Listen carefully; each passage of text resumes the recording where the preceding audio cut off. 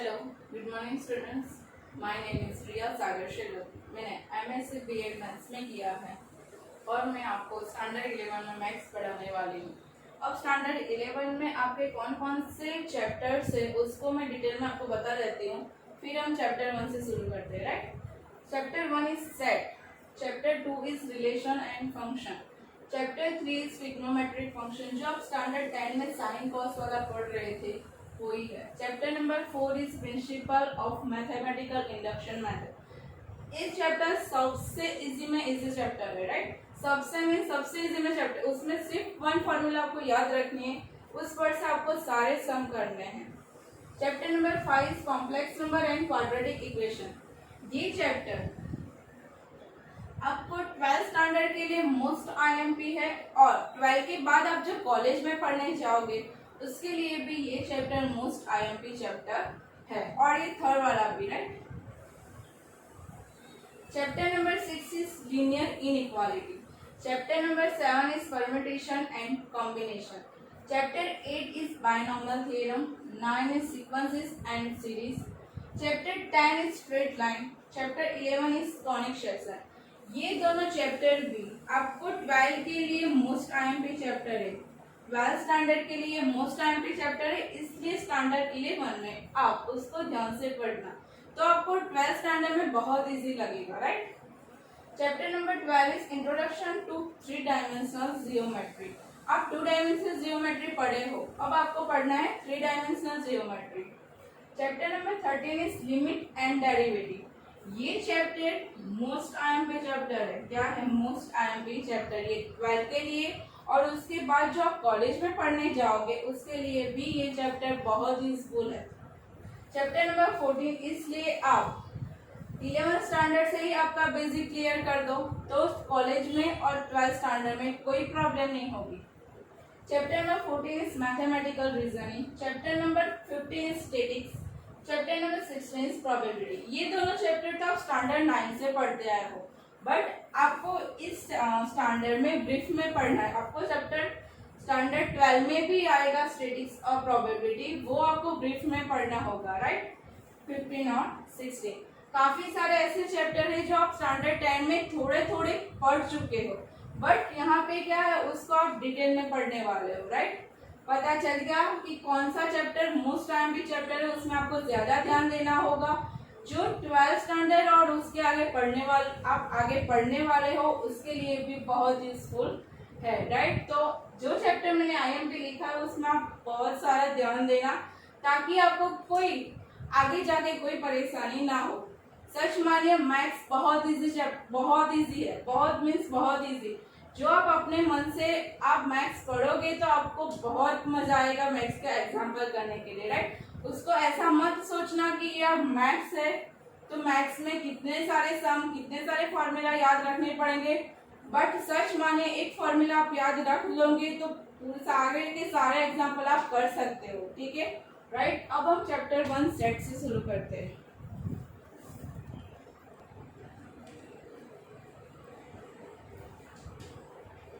चलो अब हम चैप्टर 1 सेट से शुरू करते हैं।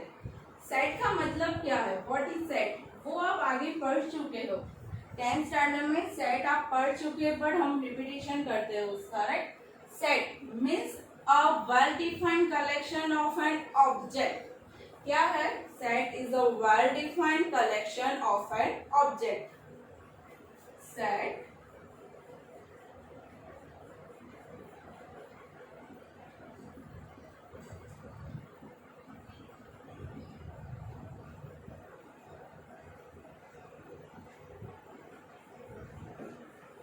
Set is a well defined collection of an object. अब आप सोचोगे कि ये well defined collection of object क्या है? सेट मीन्स आपको दुकान में जाते हो, कोई बुक का सेट लेना है, लाइक आप दुकान में गए, हमें 11th स्टैंडर्ड का सारा बुक के सेट दो, तो आपको वन बुक नहीं देंगे। राइट, उसमें जो जो सब्जेक्ट आता है वो सारी की सारी बुक देंगे, तो उसको हम क्या कहते हैं? सेट। जो उसका वेल डिफाइंड कलेक्शन करो और उसका ऑब्जेक्ट का वेल डिफाइंड कलेक्शन करो तो उसे हम क्या कहते हैं? Set. Like that members of my family. Members of my family means मेरे फैमिली में जो जो सदस्य है, जो जो मेंबर रहते हैं, उसका हमें एक सेट बनाना, सेट होगा तो उसको हम क्या कहेंगे, सेट। क्या कहेंगे, set. Member of my family, मेरे फैमिली में जो भी मेंबर्स है उन सारे को कलेक्ट करो तो उससे क्या बनेगा, एक सेट बनेगा, राइट।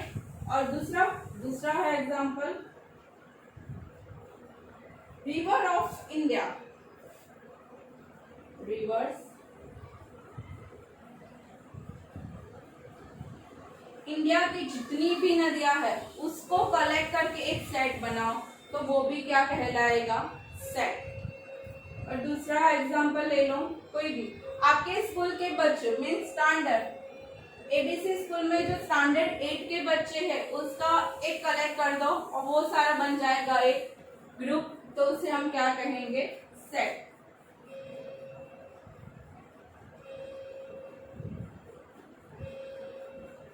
कोई भी स्कूल, एबीसी स्कूल्स, राइट। पता चला, जो जिसे हम वेल डिफाइन कर सकते हैं उसको हम कलेक्ट करके एक ऑब्जेक्ट को हम कलेक्ट करके एक सेट में रखना है, उसको सेट में रखना है, उसे हम क्या कहेंगे, set. Means set is a well defined collection of an object. अब आपकी तरीके से कोई भी एग्जांपल बना सकते हो। मुझे ऐसे टोटल 10 एग्जांपल आपके होमवर्क में चाहिए। आप कोई भी एग्जांपल बना दो, लाइक मेरे नेबर में जितने मेंबर्स है उसके लिए यहाँ पे लिखा है मेंबर्स ऑफ माय फैमिली, तो मेंबर्स ऑफ माय नेबर में जो जितने भी मेंबर्स रहते हैं वो स्टूडेंट ऑफ एबीसी स्कूल। आपकी स्कूल का नाम लिख दो, रिवर्स ऑफ इंडिया मीन्स, फिर आप लिख सकते हो क्रिकेटर के बारे में भी लिख सकते हो, कोई भी आपके तरीके से कोई सेट बनाना है, राइट। ये एग्जांपल हुआ सेट। अब सेट को हम कैसे रिप्रेजेंट कर सकते हैं, सेट को हम आपको याद रखना है, सेट को ऑलवेज कैपिटल लेटर में ही डिनोटेट करना है। Set is denoted by capital letter alphabet, right. जो कैपिटल लेटर के अल्फाबेट है उससे ही सेट डिनोटेट होगा, just like A B C, कोई भी, बट कैपिटल लेटर। और अब सेट के अंदर मेंबर्स ऑफ माय फैमिली में कौन कौन से आ गए, दादा दादी नाना नानी, कोई भी, सारे के सारे आ गए, वो मेंबर्स ऑफ माय फैमिली हुए, राइट। उसमें जो दादा दादी नाना नानी जो हमें रखे वो क्या है, इसके एलिमेंट्स भी कह सकते हो, ऑब्जेक्ट भी कह सकते हो, राइट। तो उससे हम कैसे डिनोटेट करेंगे, तो उससे हम स्मॉल लेटर से डिनोटेट करना है, किससे, स्मॉल लेटर से।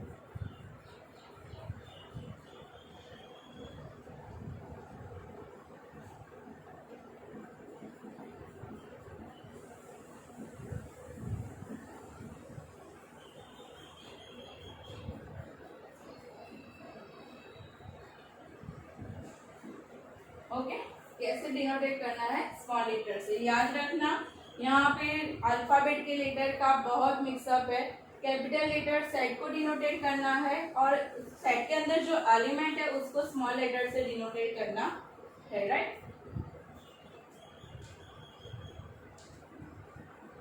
चलो हम कोई एग्जांपल देखते हैं। चलो, मल्टीपल्स ऑफ 2।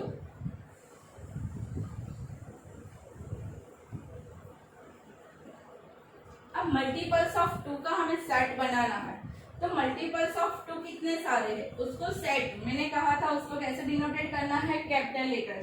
तो कैपिटल लेटर कोई भी लिख दो, यहाँ पे मैंने लिख दिया ए। मल्टीपल्स ऑफ 2 के मल्टीपल्स कितने हैं, 2 4 6 8, राइट। दो सारे हैं, वो क्या है, 2 के मल्टीपल्स 2 4 8 6 8 डैश डैश डैश, तो उसे हम क्या कहेंगे, मल्टीपल ऑफ 2। तो इसको सेट के फॉर्म में लिख दिया, राइट। अब सेट के फॉर्म में कैसे लिखना है, याद रखो, इसको हम कर्ली ब्रैकेट में लिखना है और एलिमेंट के बीच में हमें कॉमा डालना है। क्या डालना है, कॉमा। लास्ट एलिमेंट में कॉमा नहीं आएगा, ये याद रखना कि लास्ट एलिमेंट में कॉमा नहीं आएगा।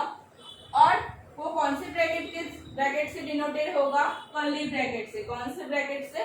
कर्ली ब्रैकेट से। तो इसको हम क्या कहेंगे? सेट कहेंगे। क्या कहेंगे? सेट। और उसके अंदर जो भी एलिमेंट है वो क्या हो गए? सेट के एलिमेंट।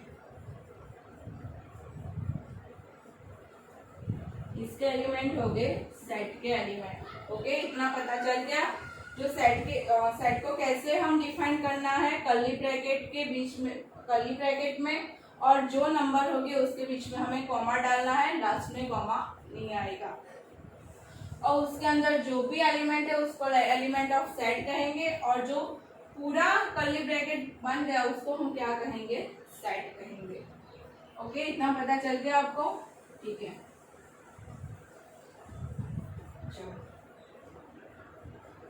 अब टाइप्स ऑफ सेट, इस सेट के भी टाइप्स है, 2 टाइप्स ऑफ सेट, वो हम बाद में पढ़ेंगे। अभी पढ़ते हैं मेथड ऑफ सेट। सेट को हम कैसे कितनी मेथड से हम कर सकते हैं? Method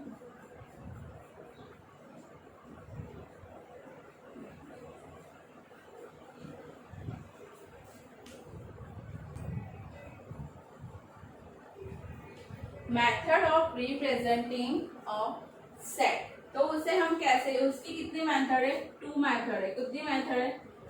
2 method. First method is roster और टेबुलर फॉर्म।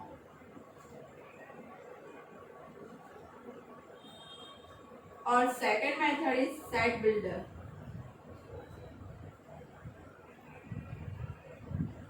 दो मेथड में हम सेट को रिप्रेजेंट कर सकते हैं। First is roster form and second is set builder form. चलो, फर्स्ट इज रोस्टर।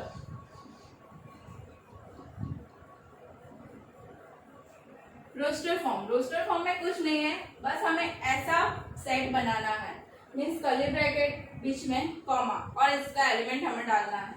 वो हमें कैसे डालना होगा? आपको क्वेश्चन दी गया होगा कि इंग्लिश अल्फाबेट के वोवल्स लिखो।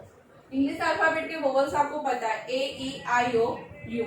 उसको हमें सेट फॉर्म में लिखना होगा, तो उससे हम क्या कहेंगे? Roster form. The set of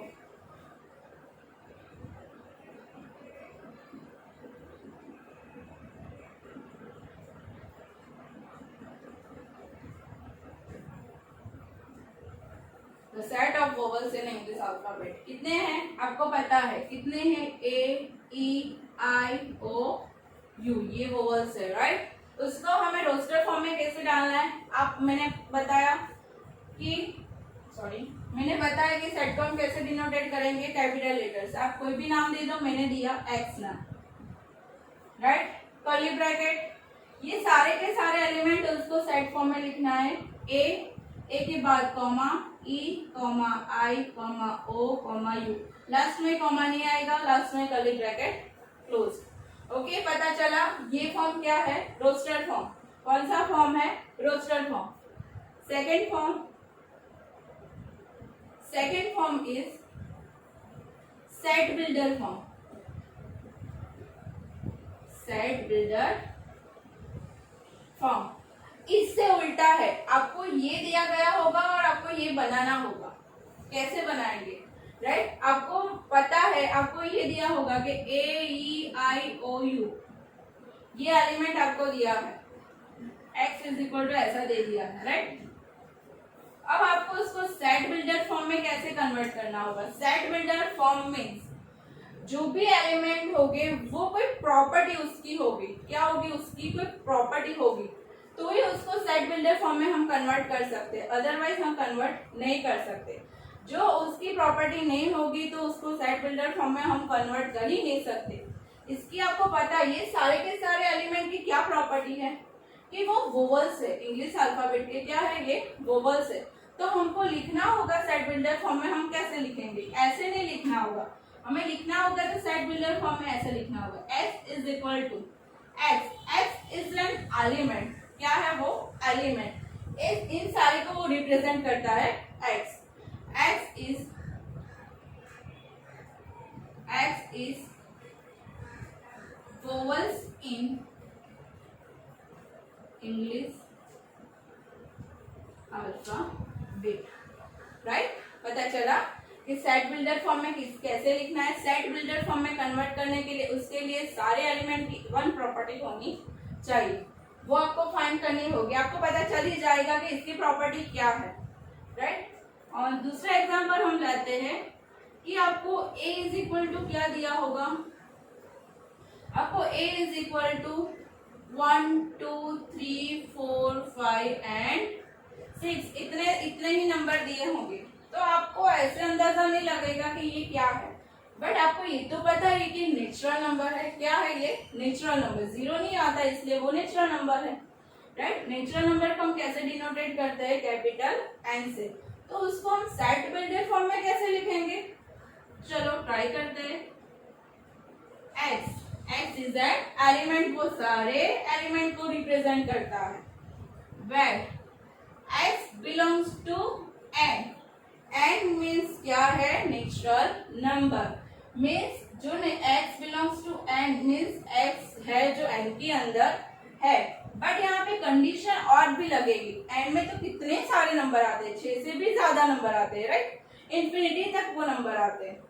तो उसमें और एक कंडीशन ऐड कर दो. कौन सी कंडीशन ऐड होगी? कि 6 से ज्यादा एक्स लेने नहीं है. राइट. तो उसके लिए हम कंडीशन डाल दी एक्स लेस और इक्वल टू ग्रेटर और इक्वल टू 6 मीन्स 6 और जहां पे मुंह खुला है वो बड़ा नंबर है. मीन्स एक्स उससे छोटा लेना है. 6 से एक्स छोटा लेना है और 6 भी लेना है. इक्वल टू का मीनिंग क्या है? 6 भी लेना है. ओके. 6 लेना है और एक्स से 6 से कम लेना है. तो 6 से कम नेचुरल नंबर में कौन कौन से नंबर आएंगे? 1 2 3 4 5 एंड 6. ओके. इतना पता चल गया. आपको पूछेंगे, आपको एक्सरसाइज में भी ये सारे सम है कि आपको रोस्टर फॉर्म में से मीन्स कोई फॉर्म दिया होगा उसमें रोस्टर फॉर्म में कन्वर्ट करना होगा. को रोस्टर फॉर्म दिया होगा तो उसका सेट बिल्डर फॉर्म भी हम कन्वर्ट कर सकते हैं. चलो हम रिवाइज करा देते हो. मैंने क्या क्या पढ़ा है. सेट क्या है? Set is a well defined collection of an object. उसके सारे एग्जाम्पल आप बना सकते हो. आपके आजू बाजू कोई भी हो आप बना सकते हो एग्जाम्पल. आपके आजू बाजू के भी एग्जाम्पल लेके आप बना सकते हो. यहाँ पे ये भी एग्जाम्पल हो सकता है कि मयूर के फ्रेंड की लिस्ट. मयूर के फ्रेंड जितने भी है उसके लिस्ट में आ जाएंगे. ओके.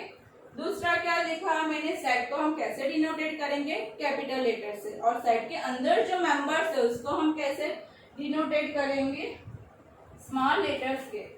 एलिमेंट को हम ऑब्जेक्ट भी कह सकते हैं और मेंबर्स भी कह सकते हैं. ओके. इतना पता चला.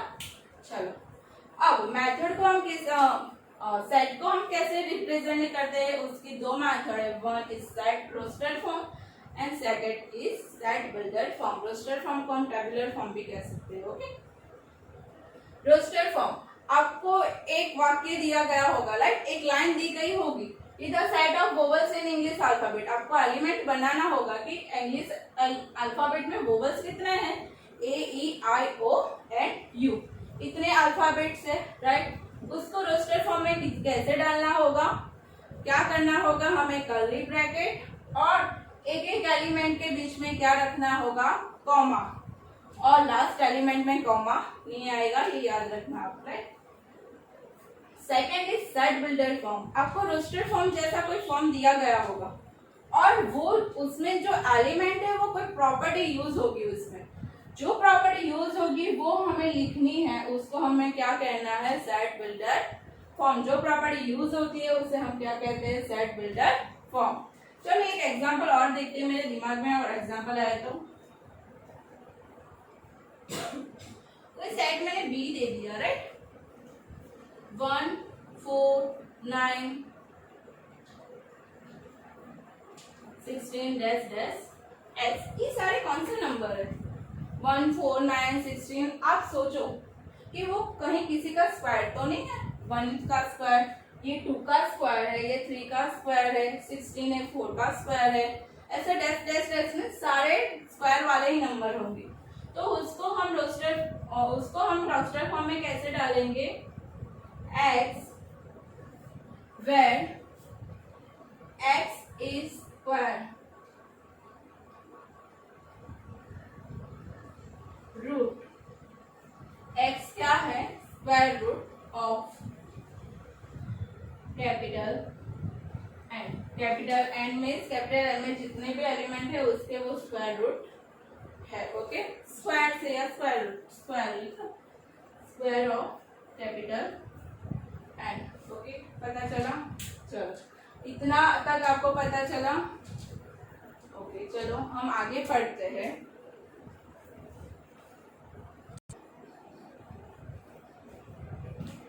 चलो अब हम आगे पढ़ते हैं बिलोंग्स टू और डज नॉट बिलोंग्स टू। इसको हम क्या कहेंगे, बिलोंग्स टू, और इसको हम क्या कहेंगे, does not belongs to. Okay, easy है, बिलोंग्स टू के ऊपर लाइन कर दो तो does not belongs to. Belongs to का मतलब क्या है, चलो, a element if A is an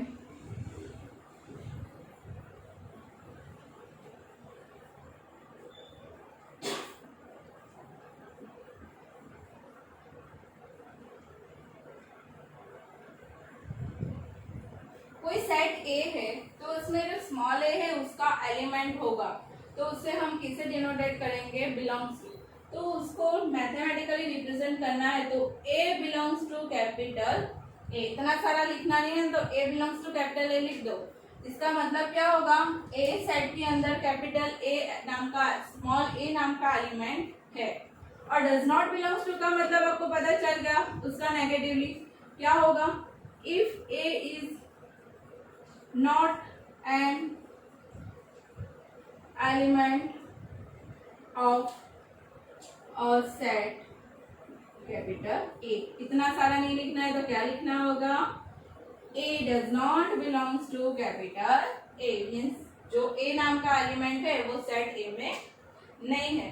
हम कुछ एग्जांपल लेके देखते हैं कि उस क्या होगा, राइट। चलो, कोई सेट हमने A लिया 1 4 9 3 5, ये हमने सेट ले लिया। ओके, अब आपको क्वेश्चन में ये पूछा जाता है कि 2 बिलोंग्स टू ए, ट्रू या फॉल्स। 2 है ए के अंदर, नहीं है तो डज नॉट बिलोंग्स टू। तो हम क्या लिखेंगे, 2 does not belongs to 1 4 9 3 and 5। अब इतना सारा लिखना नहीं है तो उसकी जगह हम ये लिख सकते हैं कि capital A, capital A set ही है। ओके, अब आपको ये पूछा गया कि 5 सेट के अंदर है, मीन्स 5 बिलोंग्स टू ए, 5 है सेट के अंदर, हाँ है, तो क्या लिखेंगे, 5 belongs to capital A. Okay, capital लिखना है, मीन्स सेट के जो नाम है वो लिखना है, तो ये याद ना रहे तो पूरा सेट लिख दो। ओके, पता चला। चलो दूसरा एग्जांपल लेते हैं।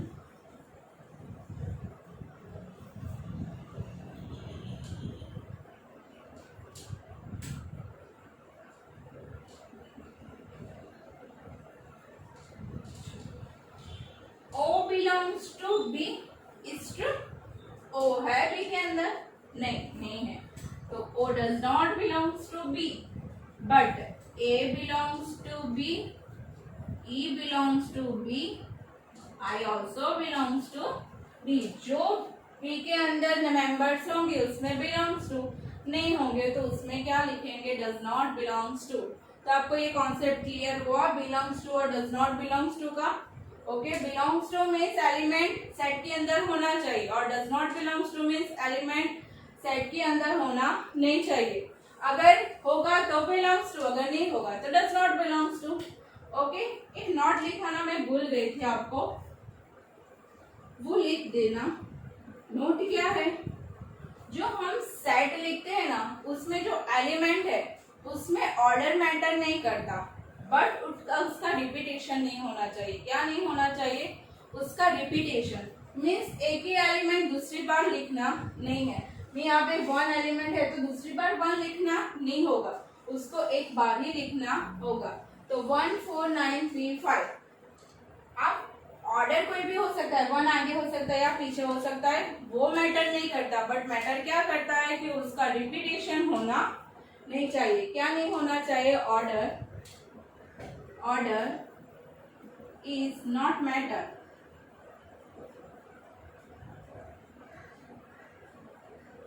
in elements, but repetitions are not allowed. Okay, ये नॉट लिखना मैं आपको लिखाना भूल गई थी, बट ये लिखते हैं। ओके, पता चला सेट का कॉन्सेप्ट क्लियर हुआ। कल से हम उसका एग्जांपल्स और एक्सरसाइज का एग्जाम क्वेश्चन आंसर देखने वाले हैं।